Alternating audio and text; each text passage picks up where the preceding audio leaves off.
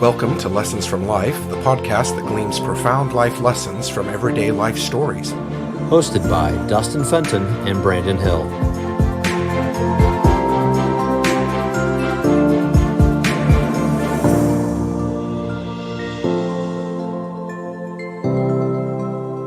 Well, hello, listeners. Today, my son and I are going to share a story about a time we went to a Coldplay concert.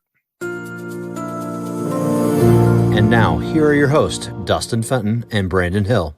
Levi, why don't you introduce yourself and tell us a little bit about you? I'm Levi. I'm working in Tennessee. I work at Starbucks as a barista. A couple of years ago, Levi, you and I went to go see Coldplay at the Bankers Life Fieldhouse in Indianapolis, and want to tell the story together about that experience. It was July of 2016, so about 4 years ago.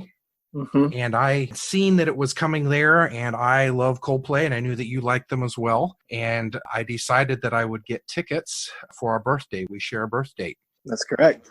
You know, my set of strengths means I plan everything way in advance, and I knew that I wanted to surprise Levi with this concert. Well, when I went online to get the tickets, I was hoping to try and get some near the front, and I realized that they were way outside of my price range. In fact, my price range was more like the front row of the balcony. So I bought t-shirts for us that were matching, and like I usually do, we were at the concert way early. Now, I didn't tell my son we were going. Do you remember that, Levi? Yeah, so now it was, for some reason that day, I had been very annoyed by something, so I just wanted to know where we were going, but I was not allowed to know that, and I remember throwing a small little tantrum. Yeah, you were kind of mad about it, but I wouldn't tell you anyway. But we finally got down there, and then you realized what we were doing, and I pulled out the t-shirts, and like, are you willing to wear a matching t-shirt with me? And I was quite sure you were going to say no, but you said yes, and that plays into the story a little bit later. So we got to the venue probably an hour before it opened, and were the first people in line and got in first. And we went and found our seats, which actually were kind of temporary seats that were put in the disability seating area in the balcony. So we're up there sitting, we're the first people in, and I'm just watching everything happen, and you start to get bored. Yeah, I got bored, so I was like, well, I'm going to go do my thing and explore and go adventure, see what the stadium has to offer me. And by that, I was going to go and smell the popcorn and go and vicariously watch the people who are working in the sound booth and everything, just kind of see what they're doing. And then from there, I just noticed these two light and sound technicians that were just kind of looking, staring. And so I was like, what are you guys looking at? And just kind of asked them about their job. And I noticed some of the harnesses they were wearing were harnesses that I'd used before. And I talked to them about their harness because I was interested in working in high adventure at the time, and I was wanting to learn more about it. So from there, I just talked to them. And Right. And this whole time I'm getting really embarrassed because Levi's bothering the people who are trying to set the concert up. But he comes back and he sits next to me, and then these people walk over, and I'm like, oh no, what did he do? We're in trouble.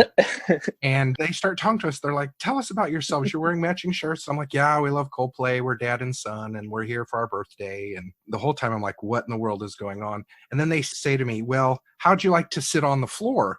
And we were in these temporary folding chairs. I'm like, what, you want me to sit on the floor? And they meant, no, like down on the floor down there. And I'm like, oh, I'd love that. And they're like, well, we'll trade you tickets. I was really, really skeptical because I was like, if I give our tickets up and then these are fake, this is going to be terrible. So, but they gave us these two tickets, and I didn't really understand the numbering on them. And I thought, well, we're already inside the stadium, so if these are fake, we'll just stand in an aisle and watch the concert from there. So we head downstairs, and we get through the second set of security, and we keep heading down, and we get to the third set of security. And next thing I know, we're like on the floor at the bottom of the stadium at the back. And the guy looks at our tickets, and he goes, okay, you guys need to just keep moving forward, and puts us through about 3 more security people. And next thing I know, we're in the front row. And the whole time I'm like, yeah, this cannot be real that we're sitting in the front row, because I knew how much those tickets cost. I'm like, how in the world did this happen? But it ended up being a really awesome experience. I could hardly walk for several days afterwards because we'd been jumping up and down and screaming.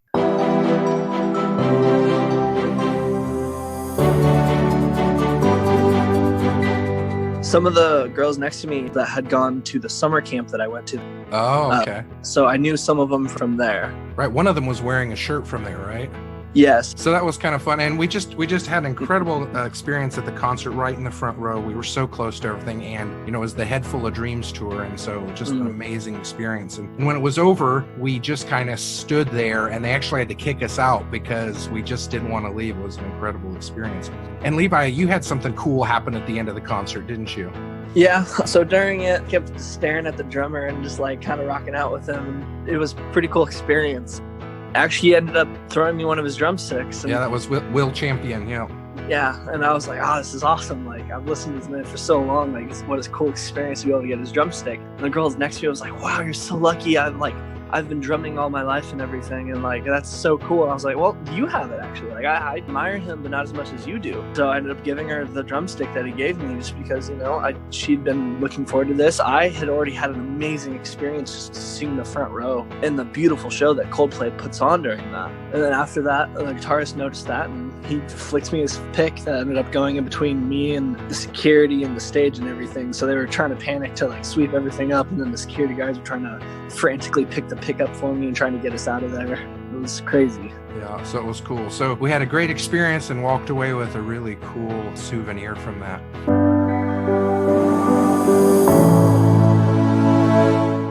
One of the lessons for me in this is that, Levi, you were somewhat embarrassed by how organized and early we were to be there, matching shirts there super early. And I was somewhat embarrassed by you going and talking to random strange people. But the fact is that if your strengths and my strengths hadn't worked together on that day, then none of that would have happened. Yeah, if we hadn't have been there early, if we hadn't been wearing matching shirts, we wouldn't have got the tickets. And if you hadn't gone and talked to those people and were nice to them and let them know who we were, then we wouldn't have gotten those tickets either. And so to some extent, both of us working together out of what we do best is what led to that incredible experience of that night.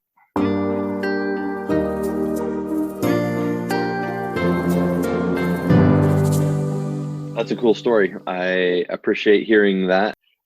For me, the relationships were really key. As you just pointed out, Brandon, that, you wanted to surprise Levi and you got all the, the details behind the scenes, the tickets, the t-shirts, getting there early, things along those lines. And Levi, relationships were really key to you as well, just in your personality and being able to meet people and talk with people very easily and not have it be off-putting, but really show genuine interest in people. So I think that for me, the lesson that I take from that story is that really relationships are really, really key. And then the idea of generosity, both with the tour organizers or whomever that gave you those tickets. And then Levi, you being able to extend that generosity onto people sitting next to you. And then again, the band, another band member giving you a different token. So yeah, those are two really interesting lessons. Maybe just in reflection, where has that relationship turned up again in, maybe critical areas of life for you? For me, I would just say a big lesson I learned that day was I was very much not in the mood to go anywhere or do anything. So I didn't necessarily throw a huge tantrum, but I was very upset and I was very verbally acclimated to that. And my dad said, well, if you're patient and you just kind of calm down, you realize I'm trying to do something special for you. And I was like, that's very true. So for me, it's being patient with my everyday life and not to get mad in the moment, because I know something bigger could be coming and I just may not see that yet. Yeah. And I think for me, I'd seen it many times before that. I just think this was the best example, but I'd seen many times before where Levi would go and engage with people that I probably wouldn't have been brave enough to, and how that paid off for him and oftentimes for me. And so I think especially since that experience, I'm kind of like, okay, Levi, go meet people and let's see what good comes out of it. Using him as a pawn, huh? Right, yeah. I mean, a couple of years later, we went to a U2 concert at the same venue, and I was like, I wonder if Levi can work magic at this event. But we didn't get the same stuff, but we still had a great experience at that concert as well. But yes, we did. To some extent, he helps me to get out of my comfort zone a little bit, and I think to some extent, I help him to be organized and think ahead. Yes, thinking ahead and being organized is something you've helped him with through a big part of my life. Yeah. The other thing that I noticed from that story is really trust.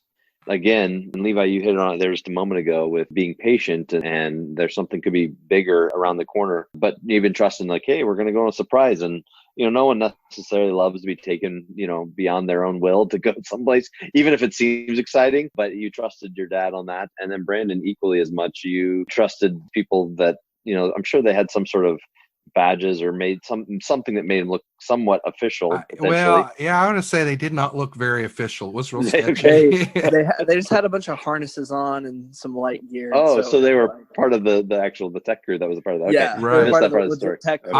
I thought they were up there because I thought, Chris Martin or someone was going to come flying out of the balcony on a zip line or something. Sure. So that's why I was like, don't mess them up. It'd be terrible if that happens and it fails because you messed them up. But no, they were actually up there looking for super fans, and we were certainly super fans. Oh, and they were looking for super fans, and at the moment I was like, "What, do you guys need help looking for something? A light broken or something?" They're like, "No, we're just looking." I was like, "Okay."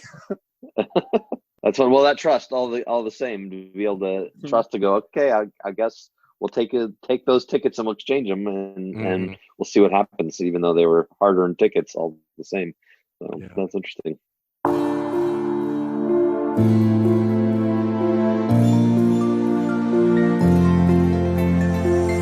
Levi, this question is really for you. Is that a pivotal moment in maybe your relationship with your dad, and at the age you were, about trusting him? And I was not too pleased in the fact that I was being dragged somewhere I didn't know, because especially he was like, "Oh, it's going to be a car ride. We're going to go to Indy." And usually when we go to Indy, we see a friend and go to some fun restaurant. And I was like, this will be fun. And I just pretty much was like, well, not everything that my dad wants to do is always lame.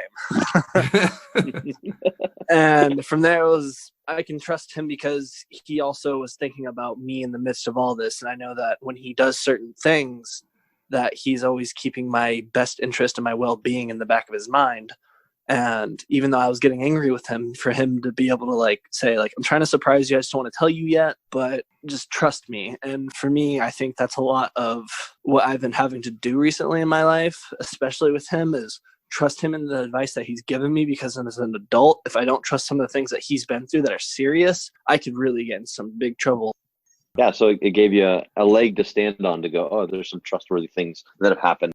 And trust is one of those things I've found and observed that it's really reciprocal, in that as much as I can trust somebody, I feel like they also can trust me at that same level. But if I were to do something that was untrustworthy, eventually I would probably find them to be untrustworthy, even if they hadn't done something untrustworthy, but they just stopped putting their trust in me, whether it was for valid or invalid type of reasons. So yeah, trust is one of those things that I've always found to be very correlating between two people.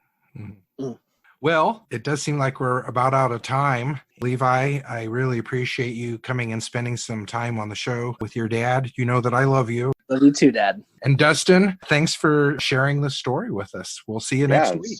My pleasure. Yeah, we'll see you next week. All right. See ya. Take care. Thanks for listening to Lessons from Life. We hope that you have learned a lesson today that will help you to be more fulfilled in life's journey. If you were inspired by today's episode, please subscribe and review. You can find Lessons from Life at lessonsfromlifeforyou.com. That is with the number 4 and the letter U. You can also find links to all of our social media on our website. We would love to hear the valuable lessons that you have learned from your life experiences.